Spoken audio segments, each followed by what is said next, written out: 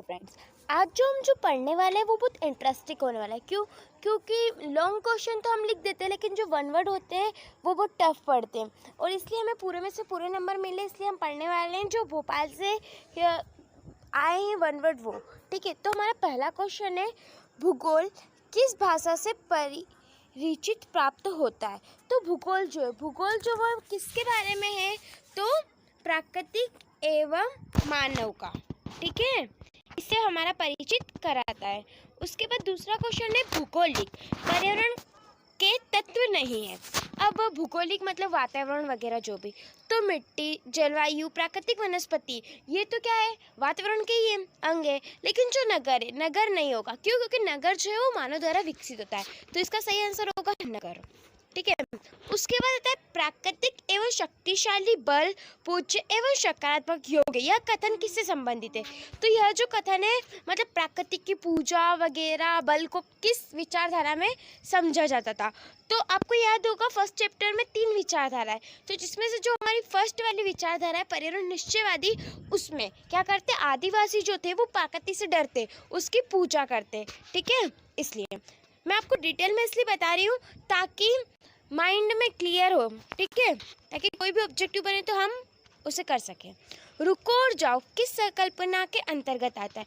तो रुको और जाओ, तो ये किसका आएगा? नवनिश्चयवाद का। नवनिश्चयवाद का क्यों? क्योंकि ना ही इसमें हम लिमिट में यूज़ करते हैं और ना ही उससे ज़्यादा हम क्या करते हैं, प्रकृति को नुकसान पहुंचाते हैं। इसलिए इसे रुको और जाओ विचारधारा भी कहते हैं। ठीक, उसके बाद है मानव भूगोल के जनक है। तो मानव भूगोल के जनक जो है वो कौन है? रेटजेल माने जाते हैं। ठीक है, तो इसका सही आंसर होगा रेटजेल। जनसंख्या की दृष्टि से किसी देश का वास्तविक धन होता है। अब जनसंख्या की दृष्टि से हम देखेंगे तो कोई भी देश का वास्तविक धन क्या होगा? उसके खनिज संसाधन तो होंगे नहीं ना, वनस्पति भी नहीं होगी, तो क्या होगा? निवासी। ठीक है, क्योंकि किसी भी देश के निवासी जो है वो उसका देश का धन होता है। ठीक है, वास्तविक धन।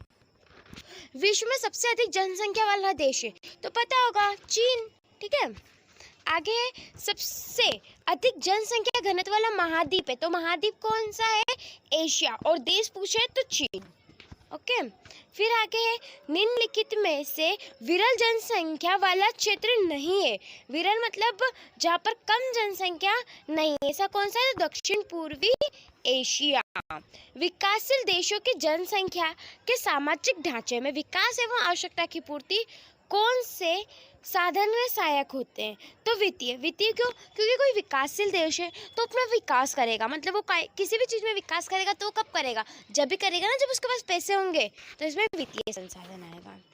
उसके बाद आएगा सामाजिक वितरण को प्रभावित करने वाले कारण। अब सामाजिक वितरण है, सामाजिक वितरण या फिर जनसंख्या वितरण। ठीक है, जनसंख्या वितरण को प्रभावित, तो जनसंख्या वितरण मतलब जनसंख्या कहाँ पर अधिक बसेगी? वहाँ पर अधिक बसेगी जहाँ पर उन्हें सारी सुख सुविधा मिले। ठीक है, जैसे कि वहाँ पर पानी उपलब्ध हो, खनिज उपलब्ध हो, मिट्टी अच्छी हो, ऐसे स्थान पर लोग क्या होंगे? अच्छे बसेंगे। ना कि ऐसे स्थान पर जहाँ पर पानी भी उपलब्ध ना हो और पहाड़ी इलाके पर, ऐसे स्थान पर नहीं बसेंगे। वो कौन से होंगे? उपयुक्त सभी, क्योंकि ये सभी कारण जो है इसे प्रभावित करते हैं। उसके बाद है भारत में स्थानांतरण कृषि को और कौन सी दूसरी कृषि के नाम से जाना जाता है? तो स्थानांतरण कृषि वैसे तो उसे बहुत सारे नाम से जाना जाता है, लेकिन इसमें झूमिंग कृषि। ठीक है, क्योंकि इसमें ऑप्शन में यही दिया है। कपास की खेती के लिए कौन सी मिट्टी लाभदायक होती है? तो कपास के लिए जो है वो काली मिट्टी को सबसे उत्तम माना जाता है। ठीक है, मानव विकास की अवधारणा निम्नलिखित में से किस विद्वान की देन है? तो जो मानव विकास की अवधारणा है वो किसने की है?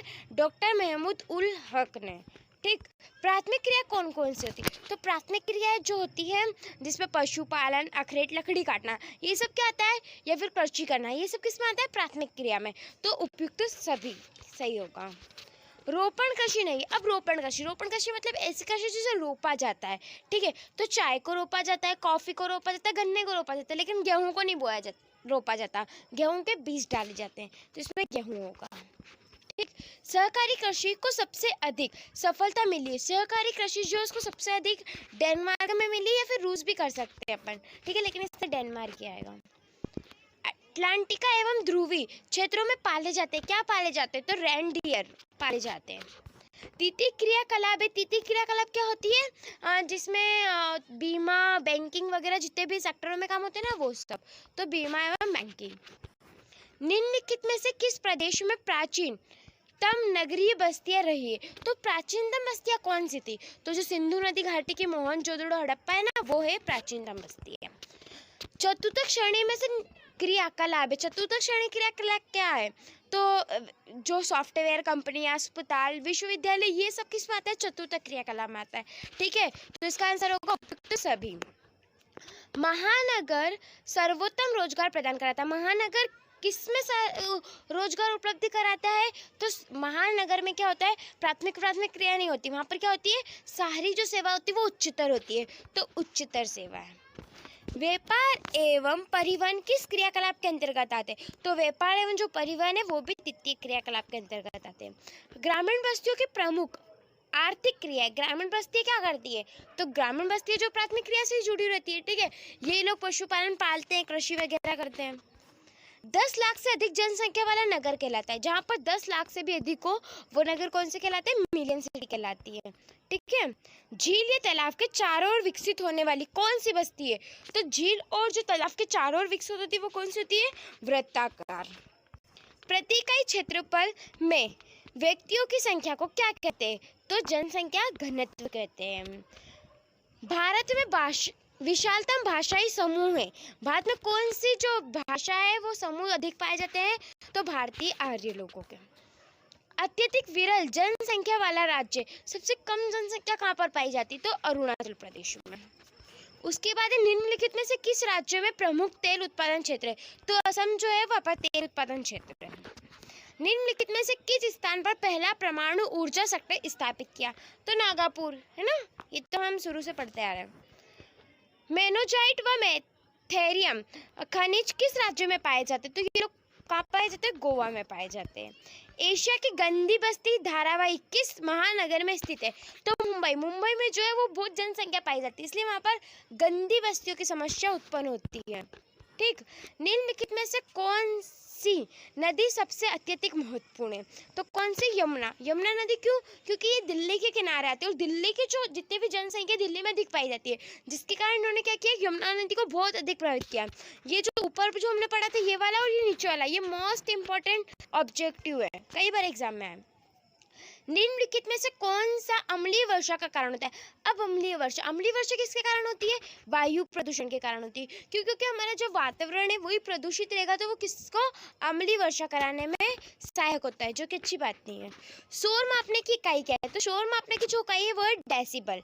ठीक है, निम्नलिखित में से कौन सी गुच्छित बस्तियां? तो खंडित बस्तियां तो होगी नहीं, पल्ली बस्तियां भी नहीं, एकांकी बस्तियां भी नहीं, तो कौन सी? संकलित बस्तियां इसका सही आंसर होगा।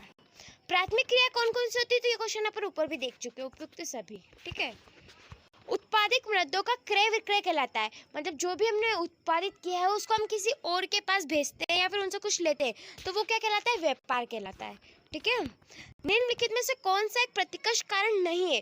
प्रतिकर्ष। अब प्रतिकर्ष क्या होता है? प्रतिकर्ष कारण ऐसे होते हैं जो हमें अपने निवास स्थल छुड़वाने का कारण बनते हैं। मतलब गलत जो भी कारण होते हैं वो प्रतिकर्ष कारण होते हैं। तो चिकित्सा अवध प्रतिकर्ष कारण क्या नहीं होना चाहिए? अच्छे नहीं होना चाहिए। तो चिकित्सा और शैक्षणिक सुविधा ये क्या है? ये तो अच्छे कारण है, मतलब अपकर्ष कारण है, तो ये इसका सही आंसर होगा। भौतिक संरचना की दृष्टि से मनुष्य रहना पसंद करते हैं। अब भौतिक, तो मनुष्य कहाँ पर रहना पसंद करेंगे? मनुष्य वहाँ पर रहना पसंद करेंगे जहाँ से उनका जीवन आसान हो जाए, मतलब उन्हें सभी चीज़ें आसानी से उपलब्ध हो जाए। ठीक है, ऐसे स्थानों पर नहीं, मतलब पता चले कि पहाड़ी इलाके, तो पहाड़ी इलाके पे नहीं रहना पसंद करते, वो कहाँ पर पसंद करेंगे? मैदानों में रहना पसंद करेंगे। प्रकृति पर मनुष्य की विजय को संभव बनाया। प्रकृति पर विजय कि किससे संभव बनाया? तो उपयुक्त सभी। इन सभी ने क्या किया है? हम प्रकृति पर विजय प्राप्त कर चुके हैं अब। ठीक है, पहले तो हम प्रकृति से डरते थे। निम्नलिखित में से कौन सा एक लोग और पर्यावरण के बीच अनुयुक्तिक सर्वाधिक महत्वपूर्ण कारक है? मतलब प्रकृति और मानव के बीच कौन सा कारण है? तो प्रौद्योगिक। ठीक है, इंदिरा गांधी नहर कमान क्षेत्र में सशक्त पोषित विकास के लिए कौन सा सबसे महत्वपूर्ण कारक है? तो इंदिरा गांधी जब नहर आई, ठीक है, राजस्थान में कहे, तो वहाँ पर क्या हुआ? सभी क्षेत्रों में विकास हुआ। क्योंकि राजस्थान में पानी नहीं पाया जाता, लेकिन जब इंदिरा गांधी नहर आई तो पानी आया, तो पानी से क्या हुआ? सभी क्षेत्रों में विकास हुआ, तो इसका उपयुक्त सभी होगा। अब भरमौर जनजाति पाई जाती है, तो भरमौर जनजाति कहाँ पाई जाती है? ये पाई जाती है, एक मिनट टच नहीं हो रहा, हिमाचल प्रदेश में पाई जाती है। वैसे सशक्त पोषिता विकास के उदाहरण का संबंध है। तो सशक्त पोषिता मतलब हमारे जितने भी संसाधन है उनकी रक्षा करना, ठीक है, या फिर उन्हें संभाल कर रखना, उनका दुरुपयोग नहीं करना। तो इसका सेकंड वाला सही होगा। परिस्थिति सूचकांक में किन्हीं को सम्मिलित नहीं किया गया। तो किसको सम्मिलित नहीं किया गया है? लागत और जो उत्पादन है उसको सम्मिलित नहीं किया गया है, ठीक है, बाकी वनस्पति वगैरह को सम्मिलित किया गया है। 1970 के दशक, ठीक है, दशक मतलब 10 साल प्लस होते हैं, में पश्चिमी एशिया में भारतीय श्रमिकों को किस कार्य में प्रवास किया था, मतलब किस कार्य के लिए उन्होंने प्रवास किया था? तो तेल में वृद्धि हो गई थी, जिसके कारण उन्होंने क्या किया? प्रवास किया था। एक राष्ट्र दूसरे राष्ट्र को प्रवासी को कहते हैं, मतलब एक राष्ट्र को छोड़कर दूसरे राष्ट्र में जाना, उसको क्या बोलते हैं? अंतर्राष्ट्रीय प्रवासी बोलते हैं।